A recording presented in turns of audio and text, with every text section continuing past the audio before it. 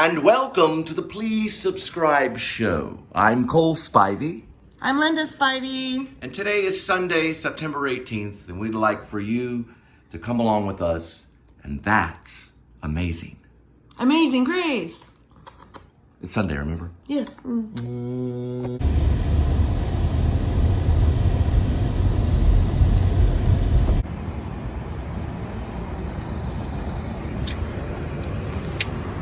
I wonder if he did do that.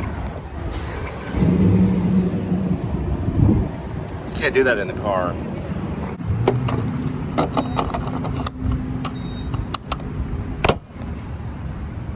So we're here September 18th in Fort Worth. Looks like a soccer game is getting ready to roll off. We're gonna roll the ball in the air and get it started. Is that professional soccer talk? Score! You know, they say in soccer, score! We've had a wonderful, wonderful morning, didn't we, Snickles? Yes, we have. We did lots of stuff today. We got to watch some YouTube, and what else did we do? We actually watched YouTube. Anyway, that's what we started doing. Listen to a bunch of trees. And then we heard about that soccer game. But we're headed off. I'm gonna drop doors. I'm gonna drop food. There we go. I'm gonna drop food at your doorstep. That's what I meant to say. And we're both pretty much, well, I guess you could say we're kind of in the food industry, wouldn't you say? Both of us in the food industry, kind of. Yes. In one way or another, we kind of are. Some of this French coffee stuff, pretty good. With some sugar and creamer in it. Now, I know that we have some time before Halloween is going to set in. And Linda and I have debated on whether, is that right? Rather. Okay, hang on. Tongue-tied, hang on. Rather, it's a ghost in my car. The seatbelt. Okay, let's see. Whether the weather be cold or whether the weather be hot. Well, whatever the weather we like it or not, I get my W's. The red rabbit ran around the red barn. The red rabbit ran around the red barn. Susie sells seashells by the seashore. Susie sells seashells by the seashore. To sit in solemn silence on a dull, dark dock in a pestilential prison with a lifelong lock, awaiting the sensation of a short, sharp shock from a cheap and chippy chopper on a big black block, whether the weather be cold or whether the weather be hot, or whatever the weather we like it or not. Big black bug bit a big black bear, and the big black bear bled blood. Big black bug bit a big black bug bit a big black bear, and the big black bear bled blood. I've been tongue-tied all week.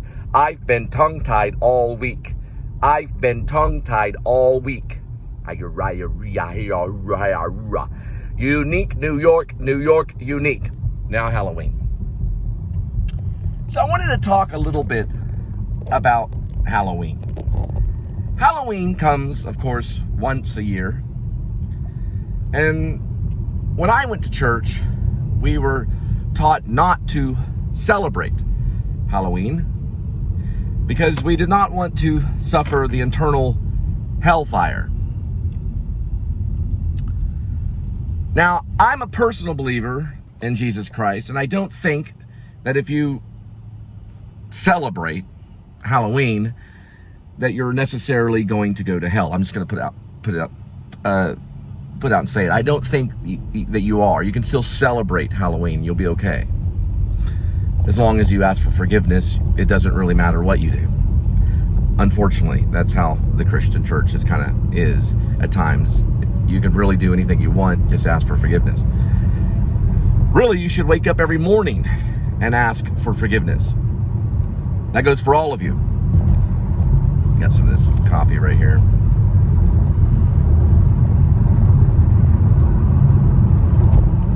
But that's not the point I was trying to make about Halloween. Sorry about the Dutch angle. It's a slight Dutch angle there. Now, Halloween. Okay. So I was thinking, like, I don't want to talk about the church and Halloween and how horrible it is and all the haunted houses. And a lot of the churches have haunted houses. So They make extra money doing that. I was in a church haunted house myself a couple of times. I played many scare characters, jump scare characters. I played one guy that was chained on a wall, and I would scream like, "Ah!" And people were just like, what in the world? By the end of the night, my voice was pretty much gone. That happened when I was younger. My friend played Freddy Krueger in a haunted house. Did really good. His name was Richard. It was really good, Freddy Krueger. But regardless, that was the past. Halloween's still very popular. And today, sometimes you may go out and buy a card for someone. Usually it's candy. And then some people go as far as casting spells. Jacob the carpetbagger. I didn't say that. Now, I did not say Jacob the carpet. No, I didn't say that. I didn't say that. Casting spells, like magic and stuff like that. Adam the Woo. No, I'm just joking. No, really, about Halloween. I think it's okay. You know, like I said, if you get too far into it, you just say a little prayer and get out of it. Some of the haunted houses are looking pretty advanced. And what I wanted to talk about was the reason for Halloween, or why Halloween and scare tactics are here in the first place. You know, like why they even exist. For one reason, the season changes. So we've been lackadaisical, if that's a word, look it up, in the summertime. And we're just kind of moseying on around. It's summertime, it's hot. And all of a sudden, the wind changes, the temperatures drop, and we start to prepare for winter. So we have to heighten our senses. So we scare people. And the body tenses up and then relaxes, and then tenses up and relaxes. And all of a sudden, we start to prepare for winter, because winter is harsh, it's cold. Your senses have to be more aware.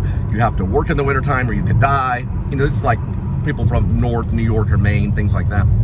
You do have to work in the wintertime. You have to do something if you're gonna go out. You gotta move your feet, stomp the ground if you get too cold, things like that. So you're prepared for the winter when you come through October, right? So October is preparing you. That's why there's the jump scares. Your senses are getting ready for it, and then you're gonna get into winter and take on winter full on. So waking up the mind, shaking that summer out of you. Fun's over, kids. Harsh winter is coming. Get ready, and that's what Halloween kind of is. Here's your haunted house. Ah! Okay, and then you jump, and you're like, whoa. So that's pretty much Halloween. They did studies about caffeine on spiders. This is actually true. Spiders, they injected caffeine into spiders, and they looked at the spider web, and it was all like crazy. And then the other spider that had no caffeine, the web was perfect. Literally, the caffeine spider, it didn't even look like a web. It was like triangle, half triangle, looked like a crazy person did it. And that was my theory about Halloween. And so it's there to kind of like heighten the senses, get you ready for the winter, get you prepped up, and that's why we have the jump scare and the haunted houses and the strange senses, the strange noises. It's so that we get ready for it. It's an exercise in preparing for winter, a change in the season. And it's fun. We're gonna look at the post offices. So 1931, they went ahead and founded the post office, which was done by a Southern architect. And it went Baroque and Neoclassicism. I'm not talking about the train or the graffiti. That train's gonna cover that post office completely because it's probably a cattle train. But behind that train, just imagine a post office. You can see the top part of it right there. Oh, there it is. That little area. And we're headed off to drop food at your door. Food for friends. Basically my show's more about behavior, and Adam's show's more about understanding certain knowledge and words. There is, I was talking about Adam the Woo. There is the haunted house right there. You can see the demon at the top. See it? That's Dr. Blood right there. It's supposed to be pretty good. They do use some copyright music though, like the theme song of Halloween or Lost Boys and things like that. Lost Boys soundtrack and things, but it's pretty good. September 18th, 2022 AD, in the year of our Lord. And Yvonne Wilson actually made a comment about alcoholism. I agree with her. You can't force someone to quit alcohol. And I've read some books on it, and you're not really, well, I've read some information on it. You're not really even supposed to really ask them to quit really that much.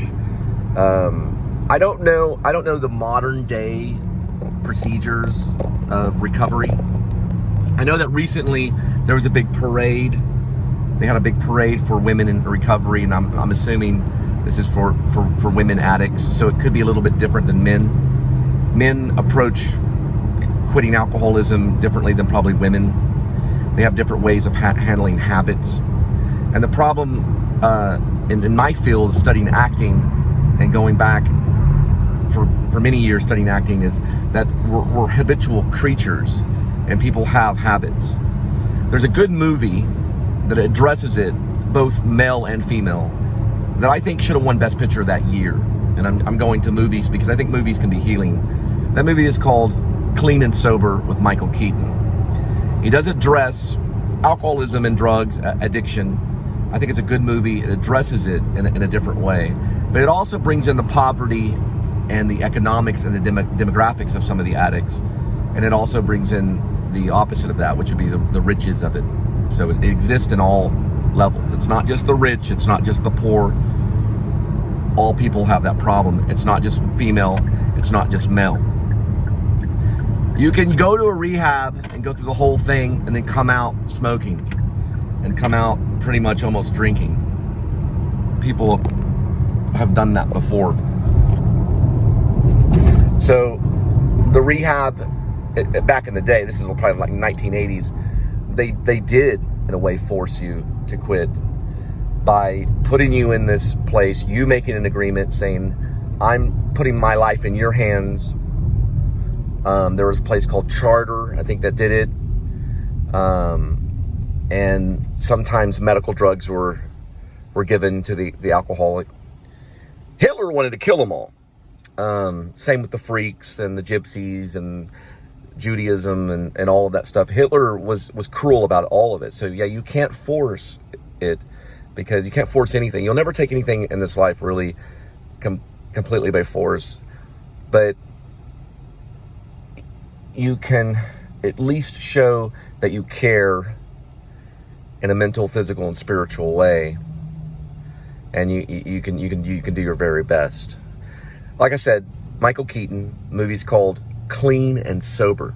Right there, it says beep, B-E-E. Oh my goodness, I can't believe I didn't know exactly what that was when I first looked at it. I don't know if I'm gonna cut that or not. Well, we made it back, and it's being covered by a bush or tree. But you're looking at the AT&T Stadium, where once again I'll tell you that it's a American Sniper filming location because Chris Kyle was given his funeral there. And he killed about 600 people. Some say 300. The confirmed kills were 300, but it was probably close to 600. Maybe even 1,000. He all did it with a sniper rifle. Not in one day, though. It took a few years. But it's a good movie. Starring Bradley Cooper, one of my peers, studying the same school. As you can see, Bradley is doing a little bit better. Right, so I went ahead and turned everything off, and we're going to head off to another zip code. The Cowboys are playing today. You can tell how I keep up with the NFL so sweetly. But we are going to pick up this one and see how long it takes, because their traffic can get real crazy real quick. Actually, you know what? I might turn it back on because it looks like everybody's parked. I'm kind of using logic here. If everybody is parked inside the stadium, there's actually no traffic at all. So I'm actually gonna, well, there's a little bit, but not too bad. It gets bad when everybody leaves at the same time or everybody arrives at the same time. So I'm gonna turn it back on and see if we are gonna work the stadium area while the Cowboys are. But when everyone gets out, I'll turn it off and we'll go to another area. This one we're picking up is pretty much at Panda Express. So we'll be picking this up at Panda Express. There is the NFL Cowboys. It's the AT&T Stadium. It's where the Cowboys play, and the Cowboys are currently playing right now, and you're seeing this through a delivery driver from the outside. Love to go on the inside, maybe one day, but I've never been inside that building, which is the stadium. It's more than a building. It's a stadium. It sits about 80,000 people. A crowd of 80,000, according to Linda. But we're going to see how we're going to do. Once the traffic picks up and it gets out of hand, I'll turn off and go to another zip code. Probably just the neighboring city, or neighboring town. Not city, but the neighboring town. Because I can do that. What's cool about the app that I'm actually working right now, I don't say the name of it, I just give the initials, DD, is that you can work it anywhere in the state of Texas. It's actually true, you can. All the way from the border to Corpus Christi, all the way up to almost the city line of Oklahoma or Texarkana. You literally can. It's the only app that I found that you can actually work the entire state of Texas. You just drive there. I could drive to Austin whenever I want and just start working. They do have it in Austin. So it's delivery, so it's very, very helpful. So it's a very sensitive thing. That's why I don't even say the name of it. I keep that confidential, but I do say the initials, DD. That is AT&T, and we're looking for a certain restaurant called Panda, which should be not at AT&T. Nope, it's over on this side. You can see it right over here. Many people are probably already parked and ready for the game. Brought to you by Miller Lite. I don't know if any of the Cowboys drink it. They may be drinking it right now. I don't know.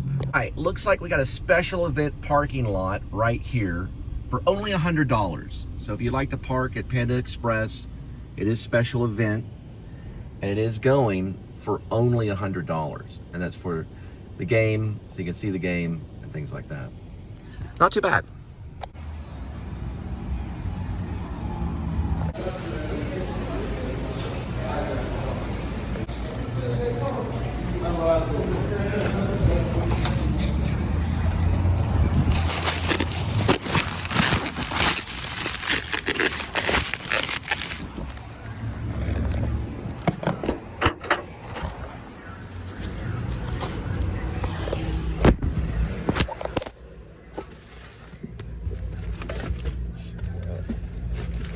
Chappelle. Okay, there's obviously some kind of announcement going on right now.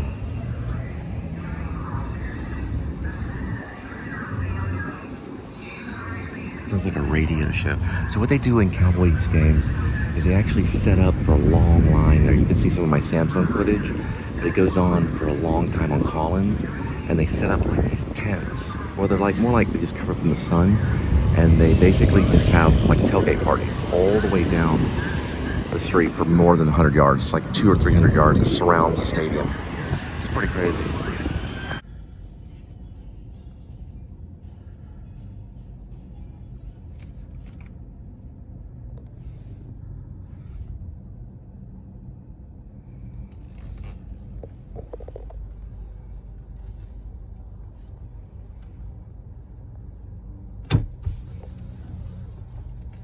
They got these little cart guys that will they basically shuttle you around the park at times. They're like basically accessible units for if you if you're in a wheelchair or something like that, they'll help you out. They usually see them around, and I think they're free. They don't charge. They usually get you to, you can tip them though, I think. They usually get you to certain areas over this way. They have these areas that are marked like 15 blue or whatever, and that's where you would pick up at rideshare along here. There's rideshare pickup. So I did rideshare, I did Uber for about 2 years, make like a whole lot of money, like $700 in one night at times. It's a certain way you have to do it. You have to get up very, very early, and you usually get about maybe 2 hours of sleep. And I worked 2 different apps. So it was Lyft, Uber, and I did a thing called Cleanup, where I'd pick people up. They're either stranded or maybe their rideshare people couldn't find them. And they were like, well, $20 is okay? Well, fine, it's okay with me. But you're not really supposed to do that, but you kind of have to, because people will kind of get maybe not stranded, but they only do rideshare. So they don't even bring their car here. So they'll just do rideshare the whole way. Anyway, that's what I did too. They have a new one on Waze. So you can do it through Waze, and Waze will actually pay you digital. Waze as in the app, Waze.